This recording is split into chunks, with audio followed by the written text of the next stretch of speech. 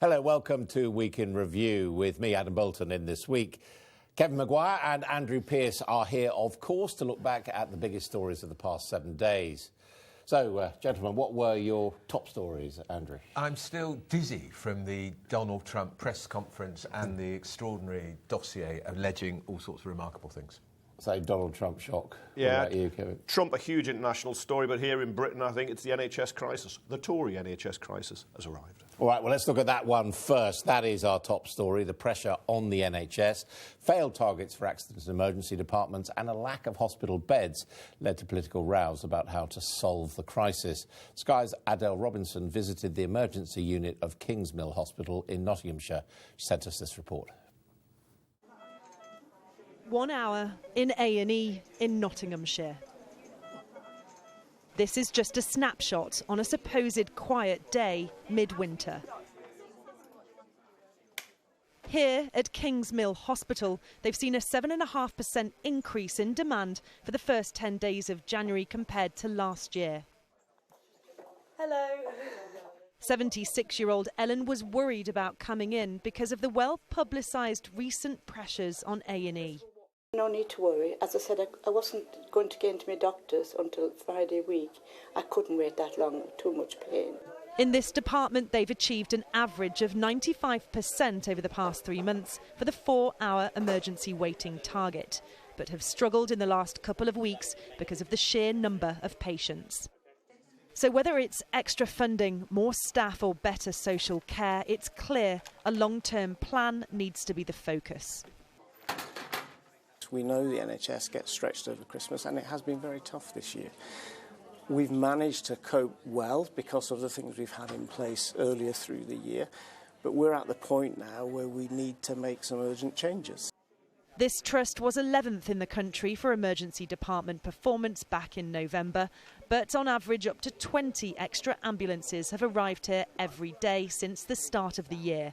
It seems there's no immunity to winter pressures, no matter where you are.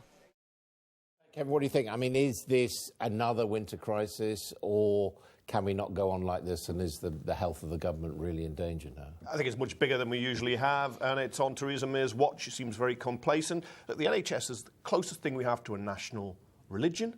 Nurses, doctors perform miracles every week, but it's struggling to cope because spending hasn't gone up enough. Simon Stevens, the head of the NHS in England, says it's actually going to fall in real terms per head in a couple of years. It is a real crisis, and stacking people up on trolleys because they can't be treated is not an answer. Look, we're supposed to be the 6th biggest economy in the world, and this, the Red Cross might have overstated it by saying a humanitarian crisis, but it is a crisis. Andrew, you can't trust the Tories with the NHS. It's a mess. It's a mess for the Tories too. And the big problem is social care. There's not enough money for social care because money's been cut to councils. So there's too many people in beds who shouldn't be in beds, who should be released into old people's homes. The other problem is, and it's all to do with the contracts of GPs that were negotiated under his lot, GP surgeries are closed for large parts of the week. They're closed in the afternoons, they're closed in the evenings. You can't get into the GP at the weekend. So people are instead migrating to A&E. Of course they are. Too many people are going to A&E, but there is a real problem. And I think they're going to have to start thinking about bringing in some form of charging. So the NHS, our top story in a busy news week. Here are some of the headlines which you might have missed. Commuters in the south of England faced a difficult few days. A strike by London Underground staff shut down most of the tube on Monday. It was followed by 3 days of action by employees of Southern Rail as their long-running dispute continued. The former England football manager Graham Taylor died at the age of 72. He led the national team between 1990 and 1993 and also managed Watford and Aston Villa. Professor Anthony King, one of the country's leading political experts and election analysts, also passed away this week. Amongst those paying tribute was the Speaker of the House of Commons, John Bercow, who he taught at the University of Essex. The Speaker described Professor King as a colossus. Snow and rainstorms led to flood warnings along the east coast of England. Residents of one village in Essex were told to leave their homes. There were snow and ice alerts across large parts of the rest of the country. It was announced that a major road running past Stonehenge would be diverted into a new tunnel underneath it. Opponents say it could damage the site. However, English Heritage and the National Trust have backed the scheme, saying it will ease traffic and hide it from the visitors to the monument. Well, normally we'd have a gaffe of the week at this point, but this week we thought we'd opt for a quote of the week.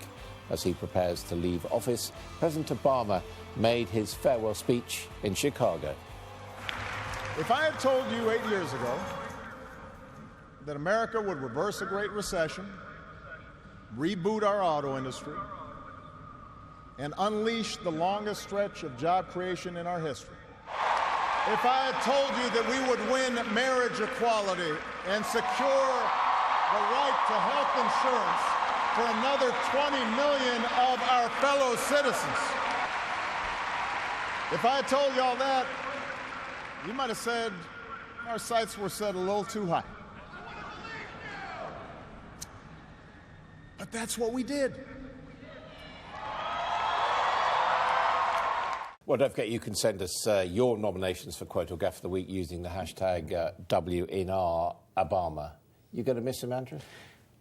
That just shows what a class act he really was. Although he used that famous expression, yes, we can, yes, we did. I don't think he did, really. I think he's left a terrible vacuum on the foreign policy stage. Terrible. Syria is a mess, and that happened on his watch. Russia is well, he would say, my job was to get America out of wars, and maybe, I've done that. Maybe, yeah, but now President Putin is now posing as the international peacekeeper, and that can't be good. And I do think America should have had a more important role. He did say there was a red line in Syria. If Assad used chemical weapons against his people, he did. You know, you look at 2003, he opposed the Iraq War when Hillary Clinton supported it, as did Donald Trump at the time, whatever he pretends now. And you can argue, and I think quite right, Syria's a mess. But he did, after that red line, get Assad to decommission chemical weapons. Yeah. And his balance sheet is far more on the plus than the negative. I mean, he would say that, you know, his real legacy is the state of the economy, that the car industry is back on its feet, that he did the bailouts. But then the other part of the legacy is this. How come then, if it was so great, how come the American people have picked Donald Trump as president? Isn't that his real legacy? Isn't fair, isn't that his real legacy? Well, because a lot of poorer, disadvantaged people felt cut off because they thought he was too close to Wall Street, and somehow the billionaire Donald Trump posed as the champion of the underclass. Clinton won a majority of those earning less than 40,000, but there's no doubt they've hit out. And let's not forget, she won the popular vote by 2.9 million, but he won the Midwest and the former states. Well, Trump, it is going to be Donald Trump as President Obama's successor. And President-elect Trump began the week involved in a spat with the Oscar winner Meryl Streep and ended it by denying the validity of a report claiming Russia had compromising personal and financial information about him. And he hasn't even started the job. Sky's Hannah Thomas-Peter reports from New York City. Arriving in the lobby of his New York headquarters, Trump faced his greatest test since the election. But at his first news conference since July, his team, rocked by the publication of an unverified report that alleges secret connections to Russia, the president-elect was in fighting form and levelled his own extraordinary accusations. It was disgraceful that the intelligence agencies allowed any information that turned out to be so false and fake out. I think it's a disgrace. And I say that, and that's something that Nazi Germany would have done and did do. There was little love lost between Trump and journalists driving the latest scandal. As far as BuzzFeed, which is a failing pile of garbage, writing it, I think they're going to suffer the consequences. They already are. Sir, since you're attacking us, can you give us a question? Go ahead. No, Mr. President-elect. Go ahead. Go ahead. No, not you. Not you. Your organization's terrible. Your organization's terrible. Let's go. Go ahead. Quiet. Quiet. Go ahead. She's asking a question. Don't be rude. Don't be rude. Don't be rude. No, I'm not going to give you a question. I'm not going to give you a question. You are fake news. Extraordinary stuff. He didn't get round to the Daily Mirror, Kevin, but I suspect there isn't mutual admiration there. Well, I suppose given the number of times I've called him a lying, racist, sexual predator, I wouldn't be first on his list. But we can see that in politics, the theory, Darwin's theory of evolution doesn't apply when you go from Obama to that oath. But he's got an incredible way of behaving. And one of he's got the ethics problem. Meryl Streep he'd praised in the past, and he turns on her. But the problem he's got with his Russian dossier, and remember, he was the beneficiary. His campaign was a beneficiary of Russian hacking. Quite how much we don't know, but it was the beneficiary. His problem he's got is people believe it might be true. I've no idea whether it is or not, but because of everything else he has done, you believe it might be true. He just could have behaved with a bit more dignity. I don't know if he knows what the word means, but he gave us a lecture in manners there. Don't be rude. Yeah, well, I mean, we've all been covering press conferences for many, many years. I've never seen a performance like it. At times I thought I could hear the white coats flapping. It was deranged, the entire performance. And that, you know, he's got to work with the Fourth Estate, whether he likes it or not, and he's got to work with the intelligence services. And that performance made people think, what's he got to hide? He's a serial liar. He's launched more fake news than probably any other politician in the history of the USA. Yeah, but I mean, none of us work for organisations that we would consider to be fake news. No, absolutely not. But we're all being tarnished, aren't we? Absolutely, and that's the problem. And he is the President of the United States, and he's got a big clunking fist, and he's whacked us. And it's very damaging for all of us. Right, time for a quick quiz. Can you tell me why there is a Jedi in the jungle? No. All right, we will find out in a moment.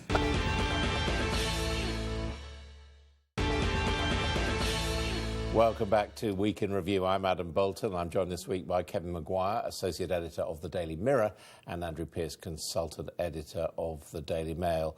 Well, gentlemen, you've had a chance, a few minutes to think about this. Before the break, we asked, can you tell me why there is a Jedi in the jungle? Well, I'm a big Star Wars fan, but I can't work it out. Tarzan and Darth Vader to make a film together, I don't know. I mean, the new film is filmed in the jungle, a lot of it, I think. Yeah. Judging from the trailers, I haven't actually seen it. No, I've seen it. All right. Well, OK, let's get the answer. There you are. It is because there is a new breed of gibbon in the galaxy, which has been named after Luke Skywalker. Scientists on the border between Burma and China discovered the new species and named it after the character from their favourite film. Actor Mark Hamill tweeted that he was very proud. I was hoping they'd found those things, what are they called, Wookiees or something? Yeah, I think they should have named the gibbon after Kevin Maguire. It'd been much nicer. Oh, dear, dear, dear. This week, Jeremy Corbyn's planned relaunch didn't quite go to plan. We had been promised a major policy announcement on immigration, but by the time he spoke, the Labour leader had managed to change the conversation to talk of a wage cap for the super rich. Our political editor, Faisal Islam, reports from Peterborough. Let Corbyn be Corbyn. Coming in. Thanks, sir. You got it. The Labour leader relaunched to meet the new fashion for political populism. He's always liked his caps, pondering one to free EU migration, but surprising breakfast viewers with a new initiative to cap high pay too. What about a million of the year then? No, because, I mean, people will bring up the example of footballers, for example. There's a lot of EU implications there. But some footballers are on millions of pounds a year. Well, I think the salaries paid to some footballers are simply ridiculous. I think some of the salaries paid to very high earning top executives of companies are utterly ridiculous. An on-the-hoof commitment to an anti-elite policy. Sounds familiar?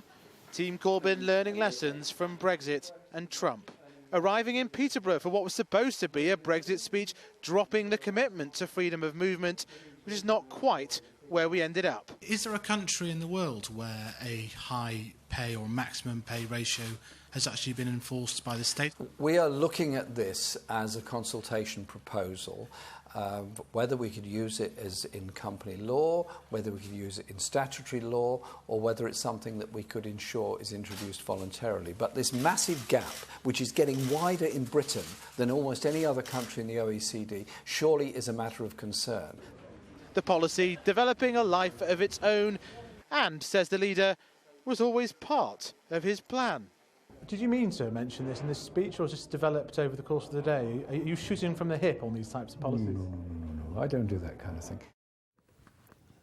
Well, you have it. He doesn't shoot from the hip. Kevin Maguire, is he in a better place as Labour leader at the end of the week than he was at the beginning of it before his relaunch? Yeah, I think maybe an inch forward, but it was very muddled and it should have been a lot clearer. And I love the idea of a maximum wage within ratios, within companies. I think it can work. What about Faisal's question? Can you name a country where it works? No, but you've got to push forward policy. If you really want to, if you want to be bold, if you want to be imaginative, if you want to come up with something that's popular, you've got to come up with your own policies. Don't just look around the world. You can work, you can make that work in companies, because if you've got a FTSE 100 chief executive now, get 130 times the average? Come on, that's got to be wrong. You want a ratio of 10, he's gone for 20 to 1 in contractors. He should be a bit bolder in my view, but he's got to work it out, and he wasn't clear about what he wanted when he said it. The idea is to be a bit like Donald Trump too, indeed. He may say he doesn't shoot from the hip, but say what he really believes in and then sort out the details later. Yeah, it was just an utter shambles from start to finish. It was all briefed in advance that he was going to talk about limits on immigration. Finally, that's a big pressure in the Labour Party. A lot of Labour MPs, particularly in the north of England, who are worried about UKIP, want to see Labour embracing this issue. He didn't do it. And we've no idea now whether he still wants a limit on immigration. He told the BBC, actually, immigration isn't too high. And then on this cap on wages was just la-la land. It's up for an Oscar. You don't expect la-la land in the Labour Party. The week has ended with this departure of Tristram Hunt to go and run the V&A Museum. Now, I expect a lot of people around Jeremy Corbyn will be saying good riddance. Yeah, because there are political differences, but I think it's an error, because he is talented. You've got to have that wing, call it Blairite wing if you like. You need that in the Labour Party if it's going to win. But of course, his seat was disappearing. He'd fallen out politically. He wanted to be in power, not a backbench MP. And he's going to get a much bigger salary running the Victoria and Albert Museum, which is where he, as a historian, will feel at home. But no, it's a loss to Labour. OK, well, let's get your thoughts on your choices of the top newspaper stories of the week. Andrew.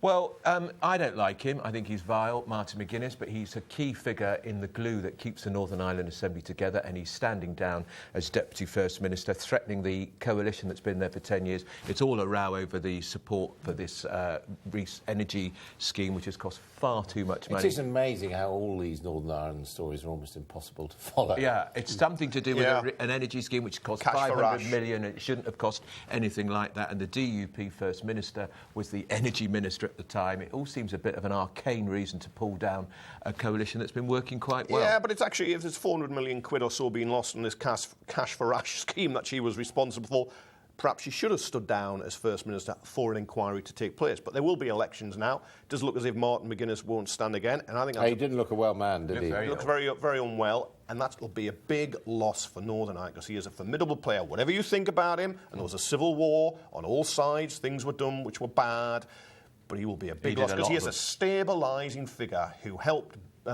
bring Sinn Féin, Republicans, IRA into a peace process. Stability is there.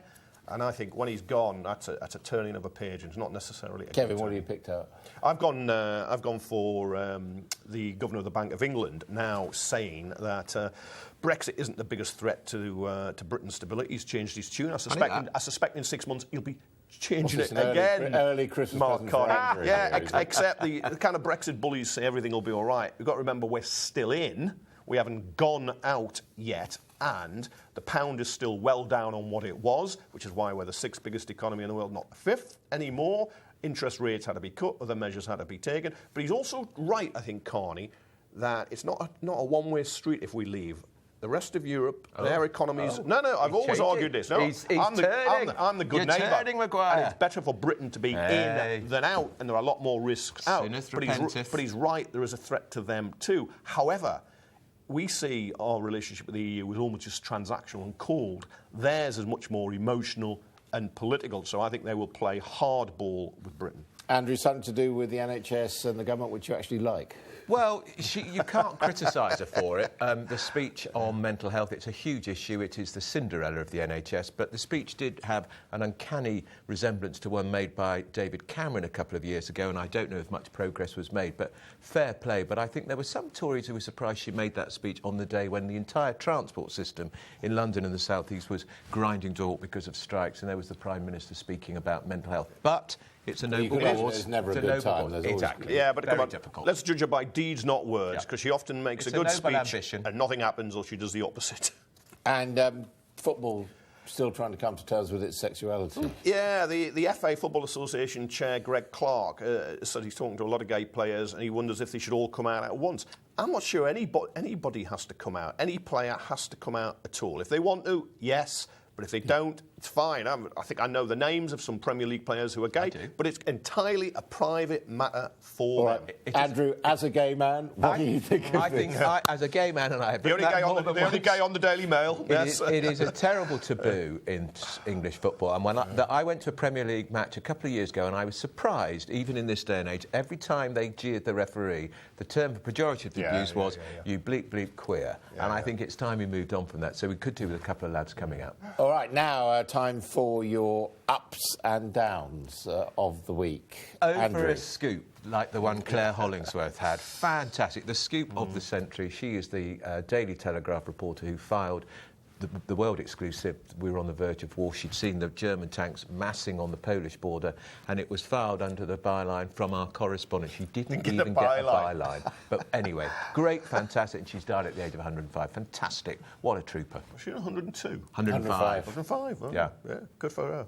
And she was working with the future director of the BBC, Hugh Carlton-Green. She was, indeed. Yeah. Well, I was tempted to say they don't make them like that anymore. Well, they don't. No. And what you're not so pleased about? Amazon. I don't like them anyway because they don't pay enough tax. Yeah, fair enough. They don't pay enough tax, but they're also now making money sending in deliveries to prisoners, proving my point that prisoners are becoming increasingly, whatever they say, like holiday camps. Fish and chips, and now they can get their mobile phones delivered by Amazon. What have they got mobile phones in prisons for? Look, I think you want to really worry when prisoners pop out to go to collection points. I mean, the post office delivers letters. I can't see a fundamental principle problem with delivering things in. They're getting all sorts of luxury goods. It's ridiculous. Yeah. Right. It's your turn now, Kevin. Yeah.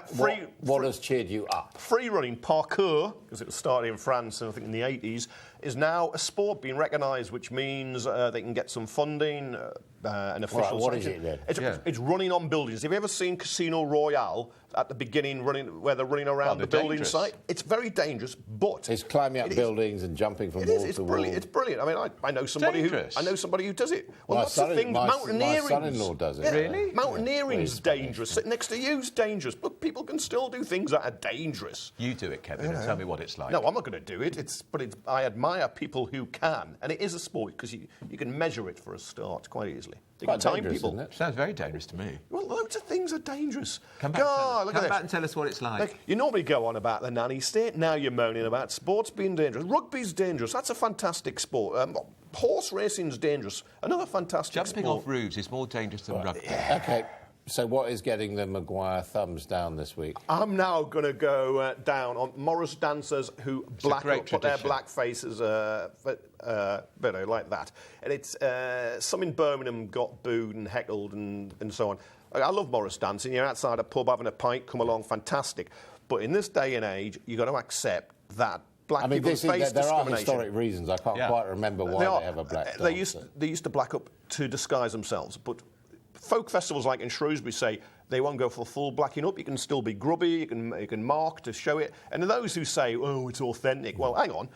I'm sure Morris dancers back in the 1700s didn't have mobile phones, get on a car, wear man-made fibres, did they? Let me guess. Andrew's going to say, I remember the black and white minstrels. I do. We used to watch it every week. We used to watch it every week, and we loved it. And you wouldn't bring it back, though, would you? I probably wouldn't. No, there we are. Just move with the times. And, I accept the people in Birmingham were not racist. I accept that, but you've got to see that times have changed and changed for the better. But Morris dancing as a whole... Oh, fantastic. I wouldn't do it myself. You've got to be very fit. It's great fun. He couldn't do it himself. Well, no. Not fit enough. But I like watching it outside a pub or on a village green. Terrific.